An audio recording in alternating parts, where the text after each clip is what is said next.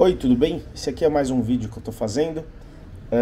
Aqui vocês vão ver algumas cenas noturnas que eu gravei ontem, dia 27/11.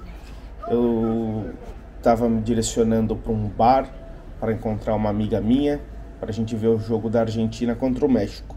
Dar aquela secada na Argentina, torcer para ela já ser eliminada da Copa, mas não foi o que aconteceu.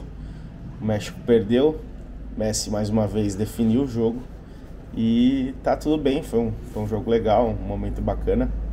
Aqui eu tô andando na região do Bolhão, é o centro aqui do Porto, perto da Câmara.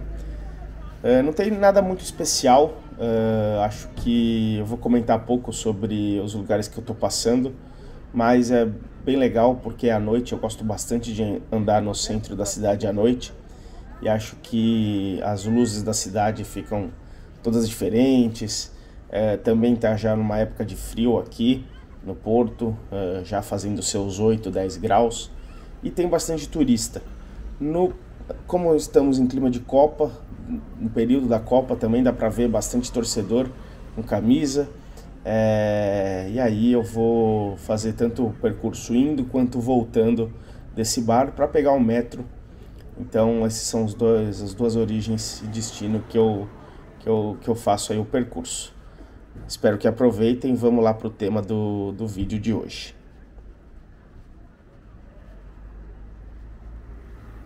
Olha aí, Sinuela, aquela que só aparece de 4 em 4 anos. Gloriosa Copa do Mundo.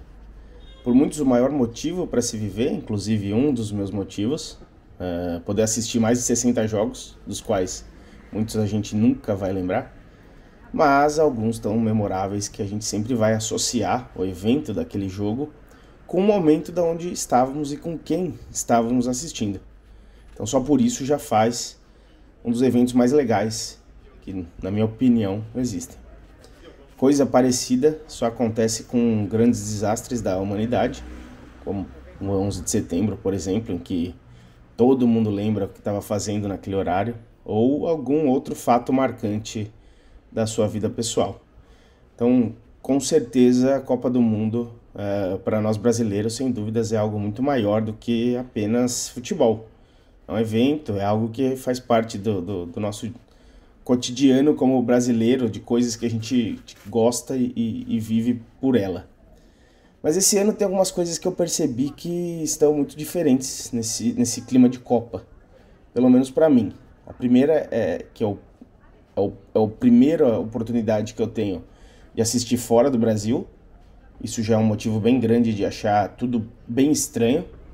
Eu tive a sorte de estar em um país que tem muito brasileiro, então o primeiro jogo do Brasil eu fui assistir em um bar que só tinha brasileiros. Era um local fechado, mas reservado. E mesmo assim eu senti que não era a mesma coisa. Tava tudo muito com cara de gringo. Querendo fazer aquela festa com a temática brasileira, então as coisas acabavam ficando muito mais forçadas. Ficava tocando Ivete Sangalo o tempo todo, tinha banda de forró, Ai Se Eu Te Pego tocando, Michel Teló. Então eram todos os ingredientes perfeitos para fazer aquele suco de Brasil que vai direto para a exportação. Segundo ponto é que eu percebi que o brasileiro claramente é o povo mais fanático. Em dia de jogo o brasileiro está completamente focado no jogo, só pensa no jogo, e qualquer outra coisa naquele dia é secundário, inclusive o trabalho. O português já não. Tinha o jogo de Portugal no mesmo dia que o do Brasil, e claramente eu vi que a cidade do Porto, aqui onde eu moro, não parou, ao contrário do que acontece no Brasil. Que todo mundo para, todo mundo faz os horários em função daquele jogo que vai acontecer. Aqui eles gostam, claro, mas não tem aquela fúria, aquele ímpeto para ver o time jogar. Mas também é de se entender, deve ser a mesma sensação que o do torcedor botafoguense. Terceira, que pelo Porto ser uma cidade turística, tem muito torcedor de outras seleções e muitos bares que concentram esses grupos, então fica aquele clima muito legal da mistura de torcidas, todo mundo querendo ver o jogo e aquela interação entre as torcidas que rolava igual na Vila Madalena em São Paulo, na Copa de 2014. É óbvio, isso também acontecia no Brasil todo naquela época, mas eu pude ver isso ao vivo lá naquele bairro, porque era a cidade onde eu morava. Só que aí nessa Copa tem as partes polêmicas, por isso que inclusive eu tô fazendo esse vídeo contando um pouco sobre esse clima de Copa do Mundo. E aí eu consigo também aproveitar o trem do hype, falar algo menos complexo que a origem da vida e ganhar alguns views, né? Então, acho que existe mais de polêmico é que a vaga do Catar para sediar essa Copa do Mundo foi completamente comprada, isso não é segredo nenhum. O esquema que fizeram foi tão descarado e primário que no primeiro nível de investigação eles já descobriram os e-mails, os depósitos, as trocas de favores que fizeram para que o Catar, em 2010, tivesse 10 dos 14 votos para sediar a Copa do Mundo, agora em 2022. Então, era um escândalo muito claro que aconteceu, mas não teve nenhuma apuração maior, não teve condenados, nada foi feito. Então é algo que já começou errado. Existe também o episódio da construção dos estádios, que reuniu uma quantidade infinita de polêmicas, como por exemplo a falta de segurança e condição de trabalho, com a consequente morte de um monte de trabalhadores, e por fim, o que está acontecendo agora de forma mais clara também para o público, que está lá e também para os que acompanham pela TV, é a quantidade de regras e coisas que não podem ser feitas tanto nas dependências dos estádios, quanto por conta das leis do país. Por exemplo, o consumo de bebida alcoólica, que é proibido. Os turistas conseguem até consumir em alguns hotéis e locais reservados para isso, porém com um preço bizarro de R$ 75 por garrafa. E também existem coisas muito piores, como por exemplo o simples fato de você ser gay, ou demonstrar algum tipo de afeto em público, ou até levantar a bandeira de algum movimento de inclusão, direitos humanos, qualquer tipo de manifestação. Então, em qualquer um desses casos, você já pode ser preso. Já até aconteceu uma confusão de um brasileiro levar uma bandeira do estado do Pernambuco para o estádio e quase ter a bandeira tomada por um policial, porque a bandeira de Pernambuco tem um arco-íris, né? Então isso foi mal interpretado como sendo algo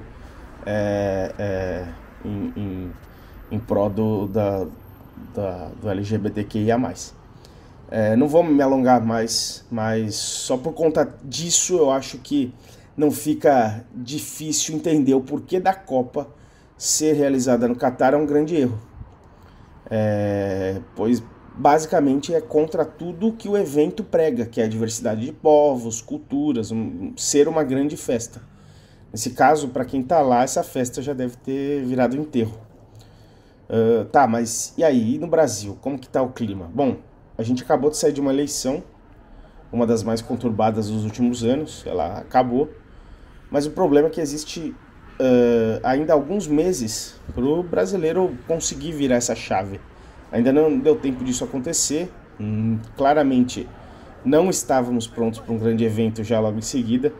Ainda tem muita gente usando a camisa do Brasil para outros fins, ainda tem muita amargura envolvida e muita polêmica por conta dessa eleição. Claramente todas as polêmicas são infundadas. Então minha conclusão é que acho que só o Hexa pode salvar essa Copa. Hoje a imagem da memória que a gente vai ter daqui a uns anos sobre essa Copa já está formada.